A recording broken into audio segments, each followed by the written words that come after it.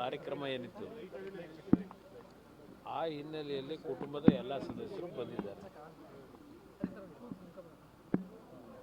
ಆ ಹಿನ್ನೆಲೆಯಲ್ಲಿ ಇವತ್ತು ಶ್ರಾವಣ ಸೋಮವಾರ ಏನಿದೆ, ಹರದನಹಳ್ಳಿನಲ್ಲಿ ಶಿವನಿಗೆ ಅಭಿಷೇಕದ ಕಾರ್ಯಕ್ರಮ ಇತ್ತು. ಅಲ್ಲಿ ಏನೊಂದು ನಮ್ಮ ಹುಟ್ಟೂರಿನ ದೇವಸ್ಥಾನದಲ್ಲಿ ಕಾರ್ಯಕ್ರಮ ಏನಿತ್ತು, ದೇವರಿಗೆ ಪ್ರಾರ್ಥನೆ ಸಲ್ಲಿಸ್ತಕ್ಕಂಥದ್ದು.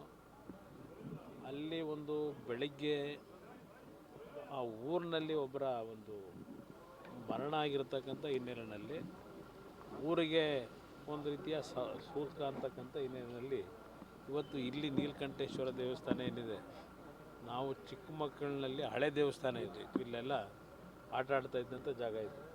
ಈಗೆಲ್ಲ ಹೊಸದಾಗಿ ರೇವಣ್ಣವರ ಒಂದು ನೇತೃತ್ವದಲ್ಲಿ ಪರಮಪೂಜ್ಯ ಶೃಂಗೇರಿ ಗುರುಗಳ ಆಶೀರ್ವಾದದೊಂದಿಗೆ ಈ ಒಂದು ನವೀಕರಣ ಆಗಿರ್ತದೆ, ಪುನಶ್ಚೇತನ ಈ ದೇವಸ್ಥಾನಕ್ಕೆ ಮಾಡಿದ್ದಾರೆ. ಆಗ ಇದ್ದಂಥ ಒಂದು ಹಳೆಯ ಕಾಲದ ದೇವಸ್ಥಾನ ಆದರೂ ಒಂದು ರೀತಿ ನಮಗೆ ಅವತ್ತಿನ ದಿನ ಈಗಲೂ ಜ್ಞಾಪಕ ಇದೆ. ಆ ಒಂದು ದೇವಸ್ಥಾನದ ನಮ್ಮ ಚಿಕ್ಕನ ಓಡಾಟಗಳೇನಿದೆ, ಇಲ್ಲಿ ಬಂದಂಥ ಸಂದರ್ಭದಲ್ಲಿ ಅದೆಲ್ಲ ನೆನಪಿಗೆ ಬರ್ತಿರ್ತಕ್ಕಂಥ ಒಂದು ಸ್ಥಳ ಇದೆ. ಇಲ್ಲಿ ನೀಲಕಂಠೇಶ್ವರನಿಗೆ ಇವತ್ತು ಅಭಿಷೇಕ ಮಾಡಿ ದೇವರಿಗೆ ಪ್ರಾರ್ಥನೆ ಸಲ್ಲಿಸಿ ನಂತರ ಮನೆಯಲ್ಲಿ ಈಗ ಏನು ನಮ್ಮ ತಾಯಿಯ ಮೊದಲನೇ ತಿಂಗಳ ಪುಣ್ಯತಿಥಿಯ ಕಾರ್ಯಕ್ರಮವನ್ನು ಇವತ್ತು ಅಲ್ಲಿ ಕುಟುಂಬದ ಸದಸ್ಯರೆಲ್ಲ ಸೇರಿ ಅವರ ನಮ್ಮ ಹಿತೈಷಿಗಳು ಸಹ ಸೇರಿದ್ದಾರೆ. ಆ ಹಿನ್ನೆಲೆಯಲ್ಲಿ ನಾನು ಈ ಕಾರ್ಯಕ್ರಮಕ್ಕೆ ನಿನ್ನೆ ಸಾಯಂಕಾಲ ಬಾಗಲಕೋಟೆ, ನಿನ್ನೆ ಬೆಳಗ್ಗೆ ಕಾರ್ಯಕ್ರಮಗಳು ಮುಗಿಸಿ ಸಾಯಂಕಾಲ ಆಸ್ತಕ್ಕೆ ಬಂದಿದ್ದೇನೆ. ಸರ್, ಈಗ ನೈಸ್ ವಿಚಾರದಲ್ಲಿ ಮುಖ್ಯಮಂತ್ರಿಯವರು ಹೇಳಿದ್ದಾರೆ ಸರ್, ನಾನು ಇನ್ನೂ ಲೆಟ್ರ್ ಓದಿಲ್ಲ, ಕಾನೂನು ಪ್ರಕಾರ ಏನಿದೆ ಅಂತ ಹೇಳಿದ್ದಾರೆ ಸರ್. ಮತ್ತೊಂದು ಕಡೆ ಟೋಲಲ್ಲೂ ಸಹ ನಾನು ಹೇಳಿರ್ತಕ್ಕಂಥದ್ದು ಪತ್ರದಲ್ಲಿ ಕಾನೂನಿನ ತೀರ್ಪುಗಳೇನಿದೆ, ನ್ಯಾಯಾಲಯದ ತೀರ್ಪುಗಳೀಗ ಅಂತಿಮವಾಗಿ ಅವರು ಬಹುಶಃ ಆ ಒಂದು ಯೋಜನೆಗೆ 95ರಲ್ಲಿ MOU ಮಾಡ್ತಕ್ಕಂಥ ಸಂದರ್ಭದಲ್ಲಿ ಯಾವೊಂದು ಅಮೇರಿಕಾದ ಒಂದು ಪ್ರಾಂತ್ಯದ ಗವರ್ನರು ಅದರಲ್ಲಿ ಭಾಗವಹಿಸಿದಂಥದ್ದು, ಅವರ ನೇತೃತ್ವದಲ್ಲಿ ಆದಂಥ ಕಾರ್ಯಕ್ರಮ. ನಂತರ 97ರಲ್ಲಿ ಒಂದು ಆಗಿನ ಸರ್ಕಾರ ಜೊತೆ ದೇವೇಗೌಡರು ಡೆಲ್ಲಿ ಹೊರಟೋದ್ರು, 95ರಲ್ಲಿ ಒಂದು MOU ಮಾಡಿ.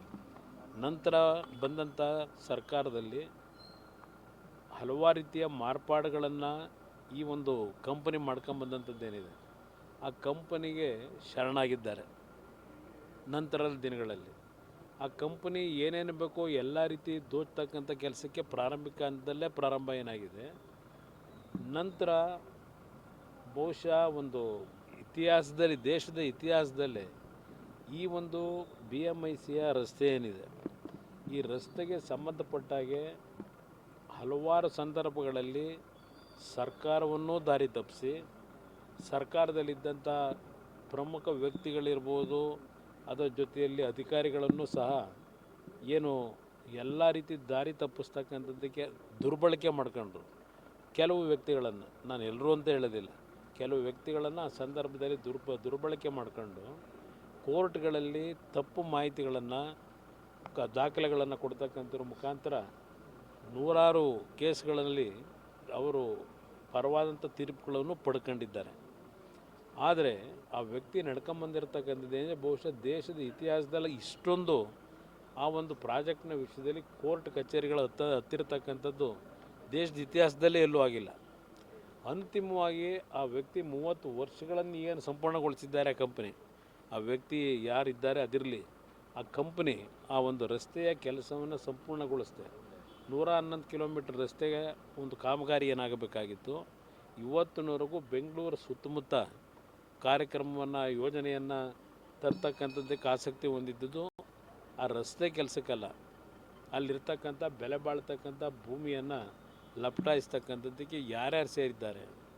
ಈಗ ನನಗೆ ಒಂದು ಮಾಹಿತಿ ಇದೆ, ಆ ಒಂದು ಯೋಜನೆಯನ್ನು ಆ ಕಂಪ್ನಿಯಿಂದ ಯಾರು ಈಗ ಅದನ್ನು ಟೇಕ್ ಓವರ್ ಮಾಡಲಿಕ್ಕೆ ಹೊರಟಿದ್ದಾರೆ, ಮುಖ್ಯಮಂತ್ರಿಗಳಿಗೆ ಕೇಳ್ತೀನಿ, ಯಾರು ಪಾಲಿದೆ, ಯಾರು ಅದನ್ನು ಈಗ ಟೇಕ್ ಓವರ್ ಮಾಡಲಿಕ್ಕೆ ಹೊರಟಿದ್ದೀರಿ, ಮುಖ್ಯಮಂತ್ರಿಗಳು ಹೇಳಬೇಕು. ಇವೆಲ್ಲ ಮಾಧ್ಯಮಗಳ ಮುಂದೆ ವೇದಿಕೆ ಮೇಲೆ ಭಾಷಣ ಮಾಡೋದು ಬೇರೆ, ಹುಟ್ಟು ಗುಣ ಇದೆಯಲ್ಲ ಈ ಮುಖ್ಯಮಂತ್ರಿ ಬಂದಿರತಕ್ಕಂಥ ಗುಣ. ಏಕೆಂದರೆ ಪಾಪ ಹೇಳಿದ್ದಾರೆ ಮೊನ್ನೆ, ಅವರೇನೋ ಈಗ ಮುಂದಿನ ತಲೆಮಾರುಗಳು ಇವತ್ತು ಖರ್ಚು ಮಾಡಿದ್ರು ಹಣ ಕರಗದೇ ಇರತಕ್ಕಂಥ ಆಸ್ತಿ ಮಾಡಿದ್ದಾನೆ ಅಂತ ಹೇಳಿದ್ದಾರೆ.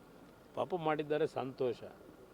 ಆದರೆ ಈಗಲೂ ಸಹ ಆ ಅಧಿಕಾರ ದುರುಪಯೋಗ ಪಡಿಸ್ಕೊಂಡು ವೇದಿಕೆ ಮೇಲೆ ನಾನು ಹರಿಶ್ಚಂದ್ರನಾಗ್ತೀನಿ, ಸತ್ಯ ಹೇಳ್ತೀನಿ, ನಾನು ಇನ್ನು ಭಾಳ ಪಾರದರ್ಶಕವಾಗಿ ಪ್ರಾಮಾಣಿಕವಾಗಿ ಇವತ್ತು ಈ ರಾಜ್ಯ ಆಳ್ತೀನಿ ಅಂತಕ್ಕಂಥದ್ದೇನು ಹೇಳ್ತಾರಲ್ಲ, ಅದು ಹುಟ್ಟುಗುಣ ಹೋಗೋದಿಲ್ಲ. ನನಗೆ ಇರ್ತಕ್ಕಂಥ ಒಂದು ಮಾಹಿತಿ, ಯಾರು ಇದನ್ನು ಟೇಕ್ ಓವರ್ ಮಾಡೋಕ್ಕೆ ಹೋಗಿದ್ದಾರೆ, ಏಕೆಂದರೆ ಭಾಳ ದೇವರ ಭಕ್ತರಲ್ವೇ ಇವರು. ನಾನು ಈ ದೇವಸ್ಥಾನದ ಸನ್ನಿಧಾನದಲ್ಲಿ ನಿಂತ್ಕೊಂಡೇ ಹೇಳ್ತಾ ಇದ್ದೆ, ಇದರಲ್ಲಿ ಆ ಕಂಪ್ನಿ ಮಾಲೀಕನಿಂದ ಯಾರು ಟೇಕ್ ಓವರ್ ಮಾಡಲಿಕ್ಕೆ ಹೊರಟಿದ್ದಾರೆ ಅಂತಕ್ಕಂದ್ರೆ ಎಚ್ಚರಿಕೆ.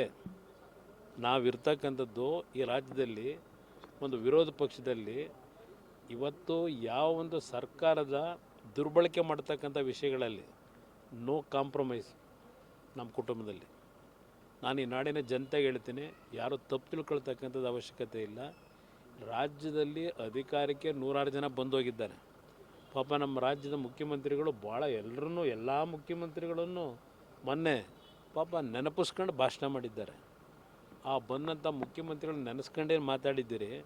ಅವ್ರಿಗೇನಾದರೂ ಗೌರವ ತರಬೇಕಾದ್ರೆ ಮುಂದಕ್ಕಾದರೂ ಈ ರಾಜ್ಯದ ಸಂಪತ್ತನ್ನು ಉಳಿಸ್ತಕ್ಕಂಥದ್ದಕ್ಕೆ ಏನು ಕಾರ್ಯಕ್ರಮದಲ್ಲಿ ನಿಮ್ಮ ಒಂದು ಅಧಿಕಾರ ಕೊಟ್ಟಿದ್ದಾರೆ, ಇವತ್ತು ಆ ಅಧಿಕಾರವನ್ನು ದುರ್ಬಳಕೆ ಮಾಡ್ಕೊಳ್ಳೋದೇ ಈಗಲಾದರೂ. ಇವತ್ತೇನು ಕೋರ್ಟ್ನಲ್ಲಿ ಹೇಳಿದ್ದಾರೆ, ಈಗಾಗಲೇ ಒಂದು ತೀರ್ಪಿನಲ್ಲೇ ಬರೆದಿದ್ದಾರೆ, ಇದು ಬಹುಶಃ ದೇಶದ ನಮ್ಮ ಕರ್ನಾಟಕ ರಾಜ್ಯದ ಇತಿಹಾಸದ ಒಂದು ಸ್ಕ್ಯಾಂಡಲ್ ಅಂತ ಹೇಳಿ ಅವ್ರು ಹೇಳಿದ್ದಾರೆ. ಕೋರ್ಟ್ನ ಒಂದು ತೀರ್ಪು ಕೊಡಬೇಕಾದ್ರೆ ಅದ್ರ ಜೊತೆಗೆ ಇಲ್ಲೀಗಲ್ಲಾಗಿ ಟೋಲ್ ಕಲೆಕ್ಷನ್ ಆಗ್ತಾಯಿದೆ. ಇಲ್ಲೀಗಲ್ಲಾಗಿ 2,000 ಕೋಟಿ ಮೇಲೆ ಇವತ್ತು ಒಂದು ದೊಡ್ಡ ಮಟ್ಟದ ಮೊತ್ತವನ್ನು ಈ ಕಂಪನಿ ಇವತ್ತು ದುರ್ಬಳಕೆ ಮಾಡ್ಕೊಂಡು ಹಣ ಸಂಗ್ರಹಿಸಿದ್ದಾರೆ. ಇದು ಎಲ್ಲ ರೀತಿಯ ತೀರ್ಪೇನಿದೆ, ಇನ್ನೂ ಪಾಪ ಈಗಾಗಲೇ 1 ತಿಂಗಳ ಹತ್ತತ್ರ ಬಂತು, 20 ದಿನ ಆಗಿದೆ ತೀರ್ಪು ಬಂದು. ಏನು ಕ್ರಮ ತಗೊಂಡಿದ್ದೀರಿ ಈ ಸರ್ಕಾರದಲ್ಲಿ? ನೆನಪಿಸ್ಲಿಕ್ಕೆ ಮೊನ್ನೆ ಪತ್ರ ಬರೆದಿದ್ದೇನೆ, ಏನು ನೋಡ್ತಾರೆ ಏನು ಮಾಡ್ತಾರೆ ನೋಡೋಣ ಅಂತೇಳಿ. ಯಾಕೆಂದರೆ ಟೇಕ್ ಓವರ್ ಮಾಡ್ತಕ್ಕಂಥ ಒಂದು ಕೆಲವು ಚರ್ಚೆ ನಡೀತಿರೋದನ್ನ ಸ್ವಲ್ಪ ದಿವಸ ನಿಲ್ಲಿಸ್ಕೊಳ್ಳಿ. ಯಾರು ಟೇಕ್ ಓವರ್ ಮಾಡೋಕ್ಕೆ ಹೊರಟಿದ್ದೀರಿ? ಸರ್ಕಾರಕ್ಕೆ ಟೇಕ್ ಓವರ್ ಮಾಡ್ತಿರೋ, ಇಲ್ಲ ಸರ್ಕಾರದ ಮುಖ್ಯಸ್ಥರಾಗಿ ಮುಖ್ಯಮಂತ್ರಿಗಳು ನೀವೇ ಟೇಕ್ ಓವರ್ ಮಾಡ್ಕೊಂಡ್ಬಿಡ್ತಿರೋ? ನಿಮ್ಮ ಕಂಪ್ನಿಗೆ ಇಟ್ಕೊಂಡಿದ್ರಲ್ಲ ಕೆಲವ್ರನ್ನ. ಇದೆಲ್ಲ ನಡೀತಿರೋದು ನನಗೂ ಗೊತ್ತಿದೆ. ಅದರಿಂದ ಇದನ್ನು ನೆನಪಿಸ್ಲಿಕ್ಕೆ ಈ ರಾಜ್ಯದ ಆಸ್ತಿ ಅದು ರೈತರ ಭೂಮಿ. ಆ ರೈತರ ಭೂಮಿನ ಮತ್ತೆ ಇನ್ನೊಂದು ರೀತಿಯಲ್ಲಿ ಲೂಟಿ ಹೊಡೆಯೋ ಕೆಲಸ ಮಾಡಬೇಡಿ ಅನ್ನೋದಕ್ಕೆ ಎಚ್ಚರಿಕೆ ಕೊಡಲಿಕ್ಕೆ ಪತ್ರ ಬರ್ತದೆ.